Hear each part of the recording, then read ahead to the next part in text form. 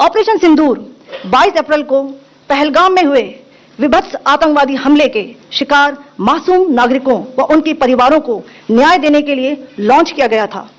इस कार्रवाई में 9 टेररिस्ट कैंप्स को टारगेट किया गया और पूरी तरह से इसे भारत ने 25 मिनट के अंदर विद इन 25 मिनट्स दहशतगर्दों की कमर तोड़ दी है। हम इस वक्त पूरा गांव ने ऐद कर लिया, हम पाक आर्मी के साथ खड़े हैं। इंडिया जो दिल कार्रवाई कर रहा है वो जितना भी कर ले इन कश्मीरियों की आवाज को नहीं दबा सकता। इंशाल्लाह हम पाक फौज के साथ खड़े और खड़े रहेंगे। मोदी है तो मुमकिन है। मोदी जी ने कहा था कि हम ईंट का जवाब पत्थर देंगे, आज वो उन्होंने करके दिखाया। हर बार की तरह इस बार भी आतंकवाद को खत्म करके हम जैश सरगना मसूद अजहर का कुनबा इस हमले में पूरी तरह से खत्म हो गया और ये खबर आ रही है कि मसूद अजहर का कहना है अगर मैं भी मर जाता तो अच्छा होता। ये कहना है मसूद अजहर का। पूरी तरह से टूट चुका है आतंक का ये चेहरा। मसूद अजहर जो हरामजादा है मोदी, इस हरामखोर ने, इस गाय के मूत्र पीने वाले ने, इसने सिविलियंस के ऊपर अटैक किया।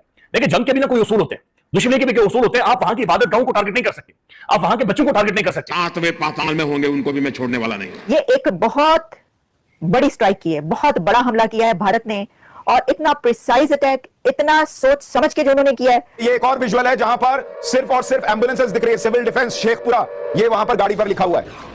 आज हमारा सिविल डिफेंस एक्टिवेट होना था, सुशांत भाई इनका एक्टिवेट हो गया। आज तो हमें बोला था। हाँ, आज हमारे यहाँ सायरन बजना था, इनके यहाँ सायरन, लेकिन वहां सायरन बजा है। अब आपके पास एक मुकम्मल जवाब है कि आप अगले 2-4 दिन के अंदर एक भरपूर जंग करके मकबूजा कश्मीर को भारत के पंजे से आजाद करवा लें। ये फोर्सेस पाकिस्तान का मुकाबला नहीं कर सकती। पाकिस्तान की आवाम और पाकिस्तान तो हर फोरम पे आवाज उठा चुका है। पाकिस्तान ने एविडेंस की बात की और हमने यही कहा कि न्यूट्रल और जो है क्रेडिबल आप इन्वेस्टिगेशंस करवा लें, इंटरनेशनल कम्युनिटी करवा लें। जब आप सच पे होते हैं तो हक पे होते हैं तो आप इस तरह बात करते हैं। ये बात ध्यान में रखेंगे, जो इंडियन इस गुंडे ने किया है ये इंडियंस के लिए, डेढ़ अरब इंडियंस के लिए, और खासतौर पर जो हिंदुत्व नजरिया हिंदू लोग हैं उनके लिए मोदी अदाब पैदा कर गया है। एक और नफरत का बीज पूरी दुनिया में उस बंदे ने बो दिया, पूरी दुनिया में। और जिस तरीके से उसने मसाजिद को, मदरसों को टारगेट किया है, ये बहुत हसास बात है, बहुत ही ज्यादा हसास बात है। चुन करके हिसाब लेना ये मेरी फितरत है। पाकिस्तान एक रिस्पॉन्सिबल न्यूक्लियर स्टेट है, लेकिन पाकिस्तान ने यह फैसला किया है कि पाकिस्तान इसका जवाब देगा। ऑल्दो दुनिया की तरफ से पाकिस्तान को यह कहा जा रहा है कि इस मामले को मजीद तूल ना दी जाए, लेकिन पाकिस्तान ने पहले ही वाजे कर दिया था कि पाकिस्तान का जवाब बहुत जोरदार होगा, डिस्प्रपोर्शनेट। क्योंकि ये एक बड़ी ही इस वक्त क्रूशियल सिचुएशन शुरू हो चुकी है। हम जानते हैं कि भारत ने कहा था कि वो हमला करेगा, लेकिन ये सोचा जा रहा था कि हमला अभी कुछ दिन लगेंगे। हमने भी जो अभी तक अपने तज्जिए किए उसमें हमने आपको ये बताया कि भारत की तरफ से हमला होगा, लेकिन ये जो हमला है इसको टाइम लगेगा। लगता है कि जब ये IPL खत्म हो जाएगा तब होगा। ऐसा लगता है कि जब तैयारी हो जाएगी, क्योंकि अभी तो ड्रिल्स स्टार्ट हुई हैं और वहां पर जो वो वाली ड्रिल्स थी जिसमें कि डिफेंस की ड्रिल्स वहां पर भारत में स्टार्ट की गई थी, तो उसके ऊपर जो है वो ये कहा जा रहा था कि अभी कुछ दिन लगेंगे, लेकिन वो कुछ दिन नहीं बल्कि सिर्फ कुछ मिनट लगे हैं। और इसमें सबसे बड़ी बात यह है कि भारत ने जिन जगहों को टारगेट किया है वहां पर वो उन दहशतगर्दों के ठिकाने कहे जा रहे हैं, वो टेरर कैंप्स कहे जा रहे हैं जिनकी तरफ से भारत पर इससे पहले जो मुंबई अटैक हुआ और जो कई एक दहशतगर्द हमले हुए और ये कहा गया कि मौलाना मसूद अजहर और हाफिज सईद के ये टेरर कैंप्स हैं जो ये काम करते रहे हैं, उन कैंप्स पर हमला किया गया है। और आपको एक और बड़ी खबर मैं ये दूं, और वो खबर ये है कि भारत ने पाकिस्तान के कश्मीर पर भी हमला किया है। भारत की तरफ से जो एयर स्ट्राइक्स की गई हैं, जो कि अभी तक मेरे सामने 9 प्लेसेस पर आ रही हैं, उसमें कहा जा रहा है कि चुन चुन के दहशतगर्दों के ठिकानों पर हमला किया है और इस वक्त वहां पर उन ठिकानों पर आग लगी हुई है, तबाह हो चुके हैं। नेशनल आतंकवादी है, घोषित आतंकवादी है, संगठन इनके बैंड हैं। और मुनीश, पाकिस्तान अब चाहकर भी ये नहीं प्रोजेक्ट कर सकता कि उस पर जो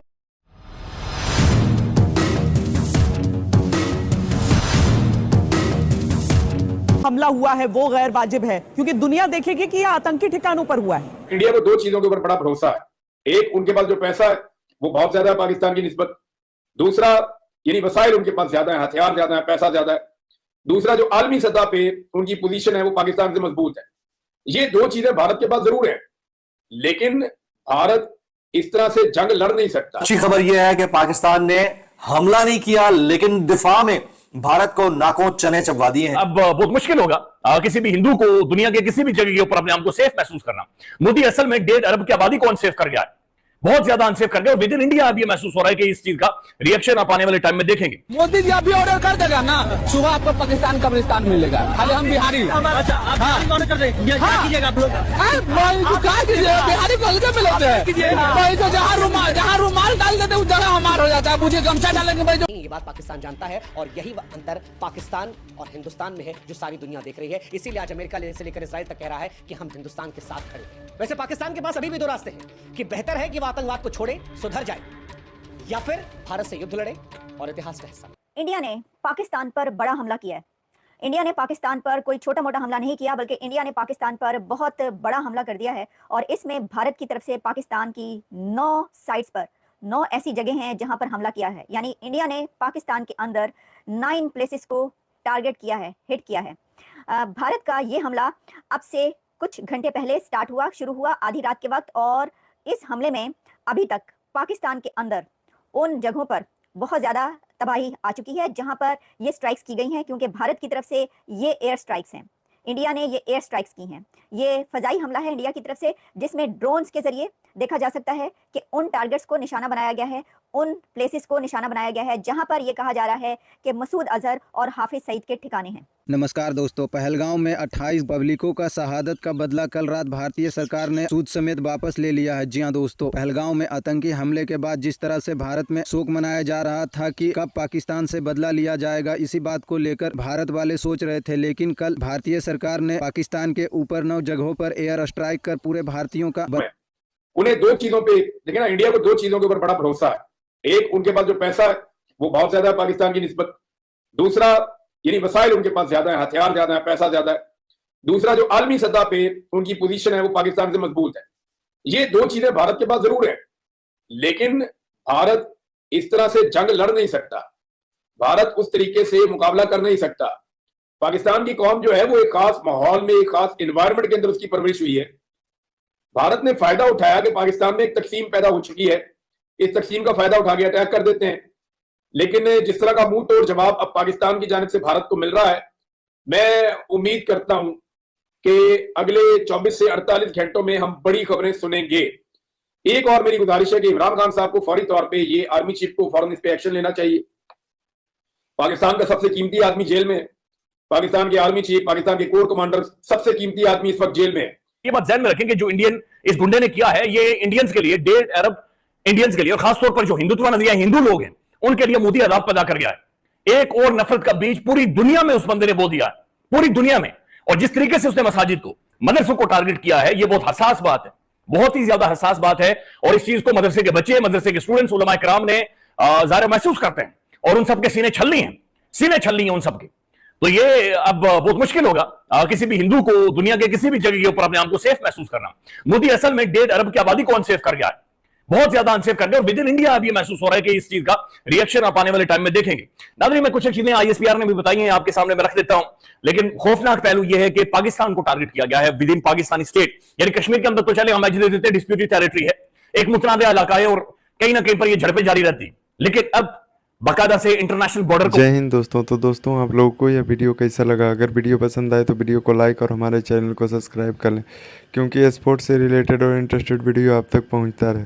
तो नमस्कार दोस्तों, आपने पूरा वीडियो देखा ही होगा कि किस तरह पाकिस्तानी मीडिया को खुलाया हुआ है।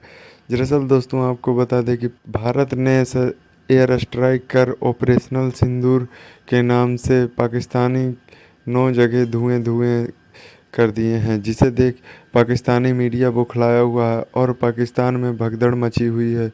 दरअसल दोस्तों, आपको बता दें कि कुछ दिन पहले पहलगांव का हमला में जितने भी भारतीय से लेके कश्मीरी को टारगेट बनाया गया था और उसमें पूछा गया था कि हिंदू मुस्लिम को देखकर मारा गया था, उसका बदला मोदी जी ने बड़ी शांति से ले रहे हैं। और आपको बता दें कि पाकिस्तान को एयर स्ट्राइक में रात के 9-10 बजे से एयर स्ट्राइक भारत ने पाकिस्तान के ऊपर शुरू कर दिया, जहां तक आपको बता दें कि पाकिस्तान के 5 जगहों को परमाणु बम गिराकर और मिसाइल से दाग दिए, जिसे देख पाकिस्तानी मीडिया घरों में छुपे हुए हैं। और आपको बता दें कि पाकिस्तान में बहुत तहलका मचा हुआ है कि अब सिर्फ यह मोदी ही बचा सकता है। तो आप अपना राय कमेंट बॉक्स में ज़रूर करें कि मोदी जी ने सही किया या गलत किया। तो दोस्तों आपको बता दें कि पाकिस्तानियों को लगता था कि कुछ नहीं करेगा भारत, लेकिन यहाँ तो भारत ने उन्हें ज़िंदा ही जलाने का फैसला किया है। तो दोस्तों